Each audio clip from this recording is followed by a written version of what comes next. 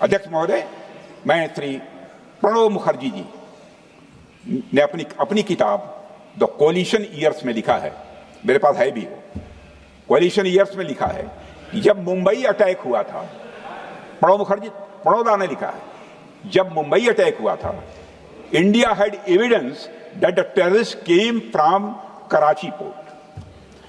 पाकिस्तान के non state actors के बहाने पूरी दुनिया में,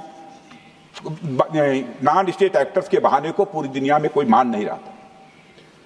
उन्होंने लिखा है प्रणोदा ने, and I quote, amid heated debates within the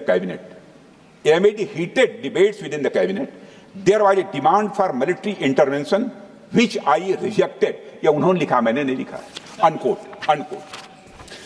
अध्यक्ष महोदय, भारतीय विदेश सेवा के एक वरिष्ठ अधिकारी ने भी अपनी किताब में इस बात की पुष्टि की है, जिनका नाम है अजय विसारिया, और वो शायद फॉरेन सेक्रेटरी थे, कि मुंबई हमले के तुरंत बाद एक उच्च स्तरीय बैठक हुई थी जिसमें तत्कालीन विदेश मंत्री प्रणोदा ने पूछा व्हाट शुड बी डन।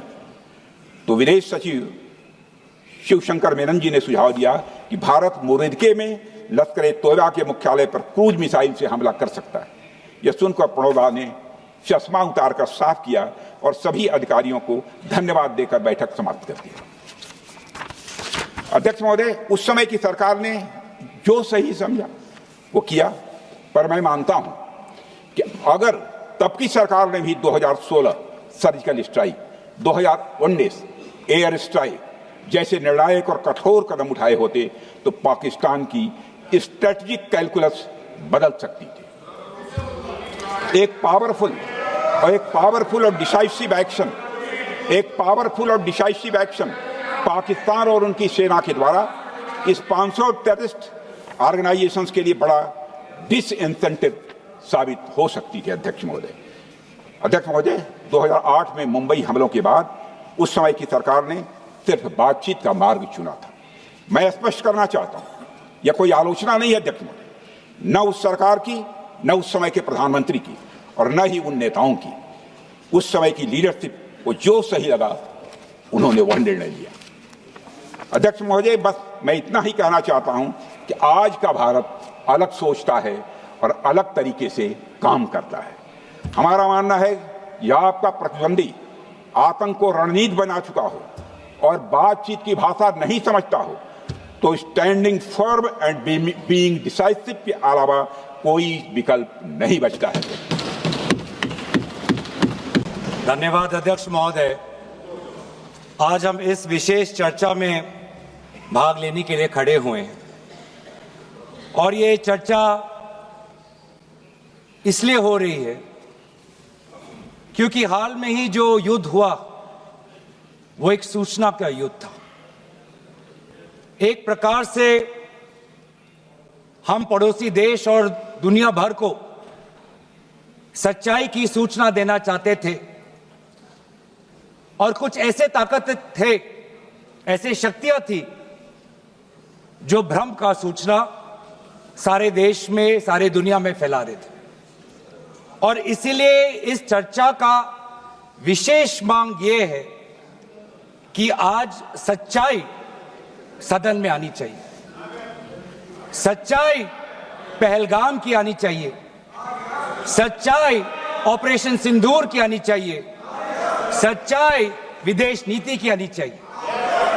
और यही आज हमने सूचना का जो युद्ध की जो बात हम कर रहे हैं वो आज हमने आदरणीय राजनाथ सिंह के भाषण में सुना।